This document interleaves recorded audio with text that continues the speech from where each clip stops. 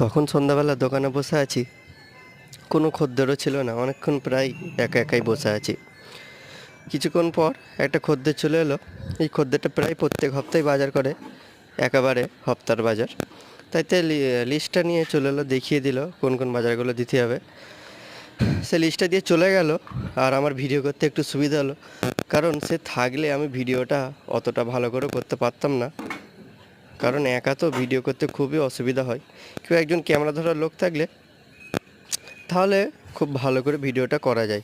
সেজন্য একা যতটা পেরেছি ভিডিওটা করেছি। যদি কোনো রকম ভিডিওর মধ্যে ভুল ত্রুটি বা কথাবার্তার মধ্যে ভুল ত্রুটি হয়ে যায়, কিছু মনে করবেন না। কারণ এই কয়েকদিন হলো মাত্র ভিডিও আপলোড করা শুরু করেছি। আর তার বাজার ছিল প্রায় হপ্তার বাজার, অনেকটাই বাজার ছিল।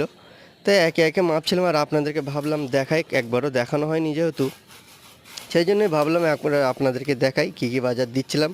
সারা হপ্তার বাজার তো একে একে দিচ্ছিলাম, দেখাচ্ছিলাম। যতটুকু পেরেছি দেখাতে পেরেছি, বাদবাকি দেখানোর সুযোগ পাইনি, কারণ ফোন রাখার বা ফোন ধরার কোনো লোকই পাইনি। সেই জন্য যতটুকু পেরেছি ভিডিওটা আপনাদেরকে দেখাচ্ছি।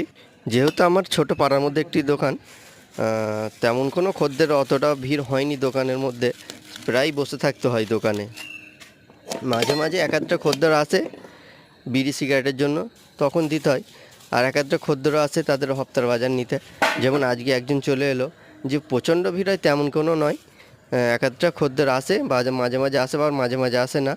হ্যাঁ, সেই জন্য কোনো অসুবিধাও হয়নি। ওই জন্য ভাবলাম ভিডিও বানাই। সেই জন্য ভিডিওকে কদিন ধরে ইউটিউবে ছাড়া শুরু করেছি। আর এইদিকে তার বাজারটা প্রায় শেষের দিকে হয়ে এসছে। এদিকে তার বাজারটা কমপ্লিট, প্রায় আর একটা বাকি আছে। আর বাজারটা দেওয়া কমপ্লিট করে তাকে ডেকে নিলাম, সেও চলে এলো। তার বাজারটা একে একে মিলিয়ে দিচ্ছিলাম। প্রায় অনেক কটাই বাজার নাম মিলিয়ে দিল। ভুল হয়ে গেলে আবার সে অত দূর থেকে আবার দোকানে আসতে হবে। আর তার বাজার মিলিয়ে দেওয়া কমপ্লিট। এবার হিসাব করব। এখানে পর্যন্ত আমার ভিডিওটা শেষ। আবার